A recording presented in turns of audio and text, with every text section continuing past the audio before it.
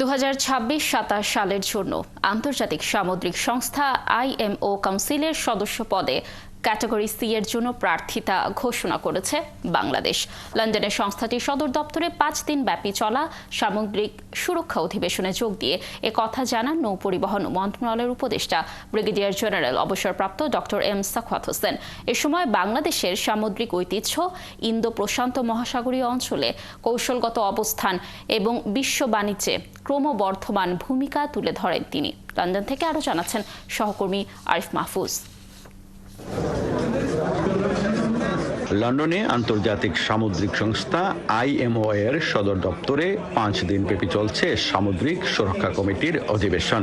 এতে যোগ দিয়েছেন আইএমও মহাসচিব আর্সেনিও ডমিঙ্গেজ, বিভিন্ন দেশের রাষ্ট্রদূত, স্থায়ী প্রতিনিধি, বিভিন্ন সদস্য রাষ্ট্র ও আন্তর্জাতিক সংস্থার প্রতিনিধিরা। অনুষ্ঠানে বাংলাদেশের পক্ষ থেকে উপস্থিত হয়েছিলেন নৌপরিবহন উপদেষ্টা ব্রিগেডিয়ার জেনারেল অবসরপ্রাপ্ত doctor M Sakhawat Hossain.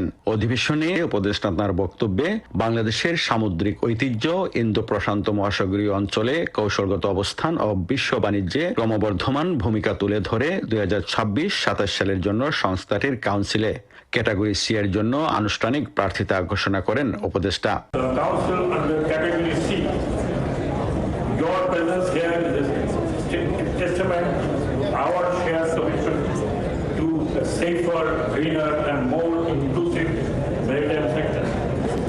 Bangladesh is a small country in size, but it's one of the largest maritime countries that will have 4 ports to be precise.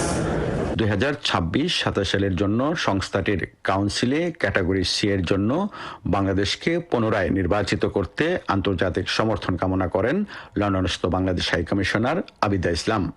আমরা বাংলাদেশ দূতাবাস, মিনিস্ট্রি অফ শিপিং এবং অন্যান্য যে লাইন মিনিস্ট্রিগুলো আছে তাদের সাথে নিয়ে আমরা একসাথে কাজ করছি এবং আগামীতে আশা করছি যে ইলেকশনটা হবে এটা হয়তো ডিসেম্বরের প্রথম সপ্তাহে হতে পারে, সেখানে আমরা একটা ইতিবাচক ফল পাওয়ার জন্য একযোগে কাজ করার চেষ্টা করি। 1976 সালে আইএমওতে বাংলাদেশ সদস্য লাভের পর প্রথমবারের মতো খুলনা শিপইয়ার্ডে নির্মিত একটি জাহাজের মডেল উদ্বোধন করেন আইএমও মহাসচিব Arsenio Dominguez, doctor M Sakhawat Hossain ও Bangladesh high commissioner Abida Islam. Arif Mahfuz, 71, London.